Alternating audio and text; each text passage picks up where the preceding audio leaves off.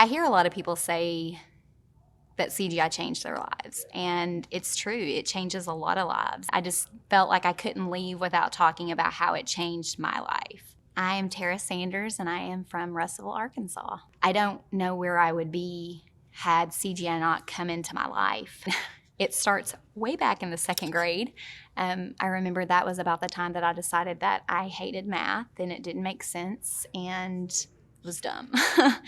And literally the rest of my education was consumed by what math classes do I have to take? What math teachers am I going to have? How can I eke out a decent grade in this class?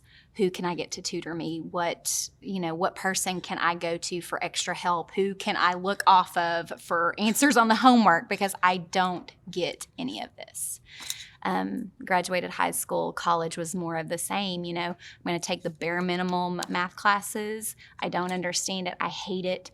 Literally every problem in my life I could attribute to math in some way. Got a speeding ticket? Hey, there's math. Late for school? Hey, that's math again. Math is just, it's not for me. And I became a teacher, and honestly, I was a mediocre teacher at best. I wanted to be a great teacher, but I just felt like I was not equipped yet to be a great teacher. And then CGI happened, and I say it happened. It happened to me, and it literally changed the entire trajectory of my life. The entire trajectory of my life. We talk about how much CGI changes our students and the way our students think, but we don't always talk about how it changes us. My dream in life was to be a literacy specialist at our local education co-op. Well, I do work at that same educational service cooperative that I wanted to work at, but I'm not a literacy specialist. I'm a math specialist now. CGI empowered me. It made me not only understand math, it made me understand myself. It not only helped me persevere in what I do as a professional, but it helped me persevere in order to do the things that I want to do in life. So it not only impacted me as a teacher, but it impacted me as a person. And I literally cannot thank, I don't even know the creators of CGI, the original researchers behind CGI.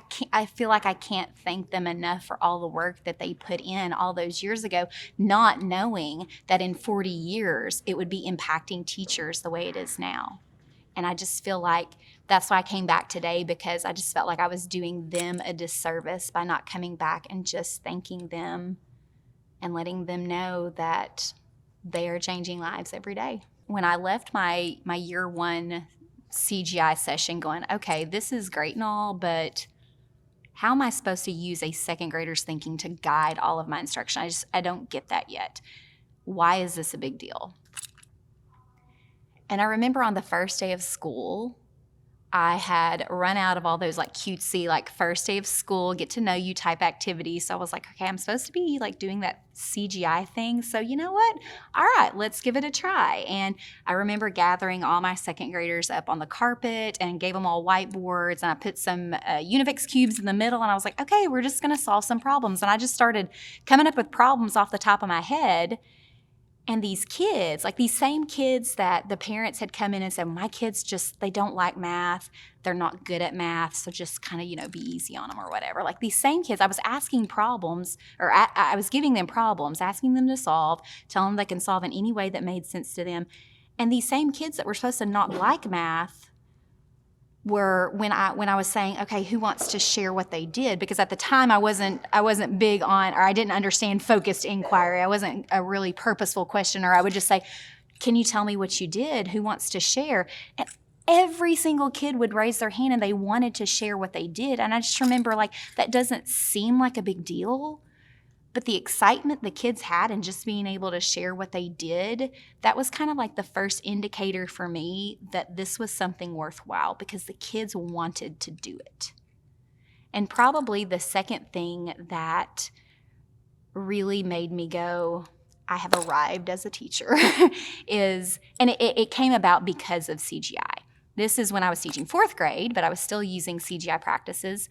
I had a student who was a struggler, hard worker, but was a struggler. And I remember one day asking, does anybody else, we had already shared some of the work, and I asked, does anybody else want to share their work? And he said, well, I do, but it's wrong.